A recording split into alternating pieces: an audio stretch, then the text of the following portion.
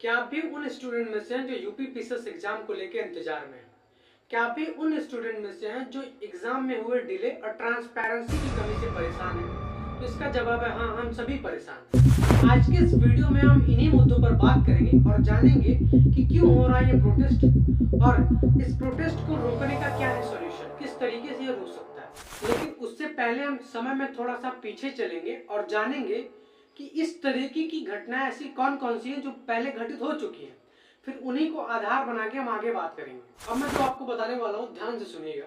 UP PCS की परीक्षा 11 फरवरी को आयोजित की गई थी, लेकिन पेपर लीक होने की वजह से इस परीक्षा को रद्द कर दिया गया। सीएम योगी ट्वीट करके कहते हैं कि हम इस परीक्षा को दोबारा पुनः 6 महीने में करवाएंगे। अच्छा, अब देखते जाइए, धीरे धीरे देखिए। 70 papers leaks with in 7 years. 70 से भी ज्यादा पेपर्स लीक हुए पिछले 7 सालों में। क्यों लीक हुए? क्योंकि हमारा भारत महान है। गर्व से कहिए कि हम हिंदुस्तानी, हम भारत में रहते हैं, तभी तो कहलाता है कि मेरा भारत महान है। इस यही कारण है कि हमारा भारत महान है। बात तो सही है। भारत के 15 राज्य इस घटिया एग्जाम प्रक्रिया को लेकर सवाल खड़े कर रहे हैं और सरकार से ही पूछ रहे हैं आखिर ये हो रहा है तो क्यों हो रहा है, इसमें आप लोग क्या कर रहे हैं? जो पेपर को लीक कर रहा है आखिर वो लोग पकड़े क्यों नहीं जा रहे हैं? मैं बताता हूँ क्यों नहीं पकड़े जा रहे हैं। अच्छा, 4 मई 2024 को सुबह 9:01 पे टेलीग्राम पे मैसेज आया और वही टेलीग्राम वाला मैसेज यानी कि अगले दिन 5 मई को बच्चों को मिला। देश की सबसे बड़ी नीट की जो परीक्षा वो लीक हो गई। जो हितैषी बच्चे हैं उनको न्याय मिलने के लिए आज हम लोग ने लड़ाई लड़ना है।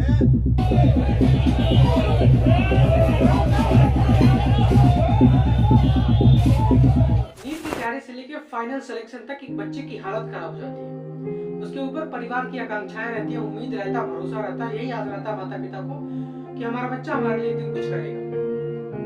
लेकिन जब उसे पता चलता है, जिस दिन वो पेपर देने जाता है कि हमारा पेपर तो लीक हो, इस तरह अब सोचिए उस कंडीशन में उस बच्चे के ऊपर क्या बीत रही होगी। लेकिन हमारी सरकार, हमारा देश, हमारी एजेंसी जो इस पेपर को कराती है हमारा दर्द नहीं समझती। लेकिन अब इसी क्रम में थोड़ा सा और आगे बढ़ते हैं। उत्तर प्रदेश पुलिस कांस्टेबल भर्ती परीक्षा का जो पेपर है वो 28 फरवरी 2024 को लीक हो गया। 7,244 लोगों पर भर्ती होनी थी, 45 लाख लोगों।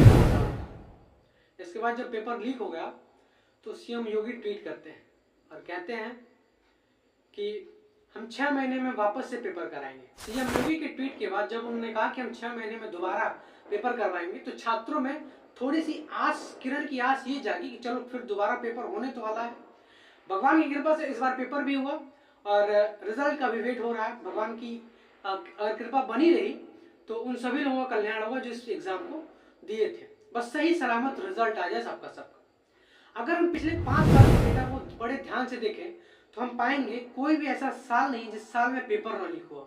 एक एक करके इनको समझने की कोशिश करते हैं। यूपी पीसीएस परीक्षा का भी यही हाल रहा। अभी तो थोड़ा सा सिचुएशन जो है वो कंट्रोल में आया है और उम्मीद करता हूँ आगे अच्छा होगा। मैं बताऊंगा कि क्या होगा। यूनिवर्सिटी ग्रांट कमीशन की जो नेट परीक्षा है वो 19 मई को रद्द कर दी गई थी। इसके बाद फिर 2023 में भी यही हाल रहा, 2022 में भी पेपर लीक हुआ, 2021 में भी पेपर लीक हुआ और एट लास्ट 2020 में भी पेपर लीक हुआ। अब सबसे बड़ा सवाल ये है कि क्यों हो रहा है ये धरना प्रदर्शन। यही तो वीडियो का मेन पार्ट है।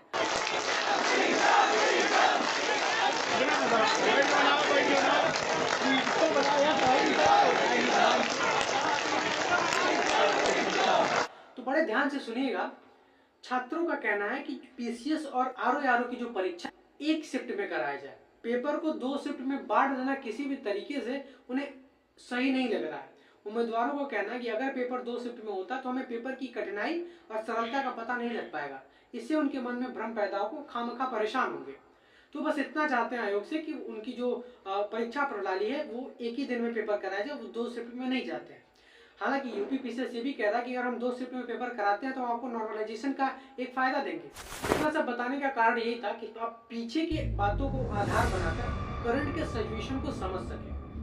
एक के बाद एक पेपर लीक होते हैं, इससे भारत की शिक्षा व्यवस्था और शिक्षा मंत्रियों को कोसने लगे। नॉर्मलाइजेशन मैथमेटिक्स के थ्योरम पर काम करता है, जिसमें हर शिफ्ट के औसत और कठिनाई के स्तर को ध्यान में रखकर अंक दिए जाते हैं।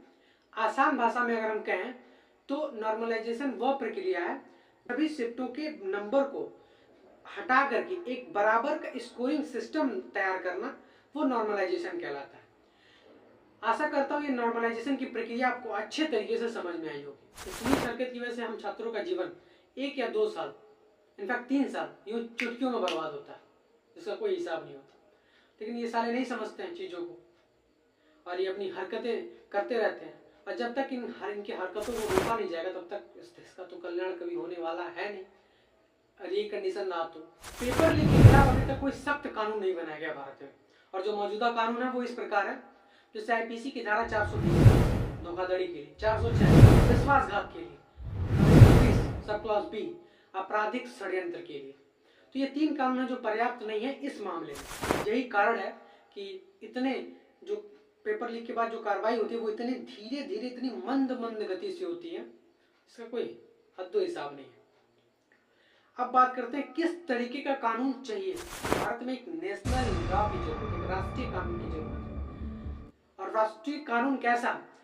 पेपर लीक होने के बाद व्यक्ति को कम से कम 10 साल की सजा और 1 लाख रुपए का जुर्माना, 2 लाख रुपए का जुर्माना और 10 साल की सजा होनी चाहिए। चाहे वो जिले में वो नौकर साहब, ब्यूरोक्रेट, वो अधिकारी हो, चाहे उसने ये काम करवाया हो, चाहे जहाँ से पेपर बना है उस एजेंसी के लोग, वहाँ के कर्मचारी, वो सबके खिलाफ कोई सख्ती नहीं बरती, सबके साथ एक जैसा सलूक होना चाहिए। ये नहीं कि ये जिले में अधिकारी हैं, ये फलाना, ये ढमका है, ये इस तरीके का कानून व्यवस्था बन रही है तब तो ये घटिया काम होने से बच जाएगा। अगर ऐसी चीजें नहीं हो रही हैं तो फिर कोई कहने वाली बात नहीं। और जहाँ तक रही बात यूपी पीसीएस की, वो अपने जो अब तो उसके ऊपर एक कलंक लगी चुका है। जब शर्ट पे दाग लग गया तो उसको धुल के साफ करना पड़ता है। इसी तरीके से इसके ऊपर भी लग चुका है दाग वो भरोसे का, छात्रों का जो भरोसा वो यूपी पीसीएस के ऊपर से हट चुका है। और अगर यूपी पीसीएस को अपने उस भरोसे को वापस से कायम करना है तो पेपर जो है वो सिंगल शिफ्ट में ही कराना है, एक ही दिन में करानी चाहिए। ये एक रास्ता है। अभी तक जो हमने बात करी, चाहे वो कानून को लेके हो, चाहे वो यूपी पीसीएस को लेके हो, चाहे वो पेपर लीक को लेके हो, जब तक ये चीजें अपनाई नहीं जाएंगी तब तक यही हाल रहने वाला है। मेरा नाम है प्रांजल यादव और अभी तक आप मुझे सुन रहे थे। यूपी पीसीएस के प्रोटेस्ट के सॉल्यूशन को लेके आपके क्या ख्याल है, हमें कमेंट में जरूर बताएं। और ऐसी इंफॉर्मेटिव वीडियो देखने के लिए चैनल को सब्सक्राइब करें।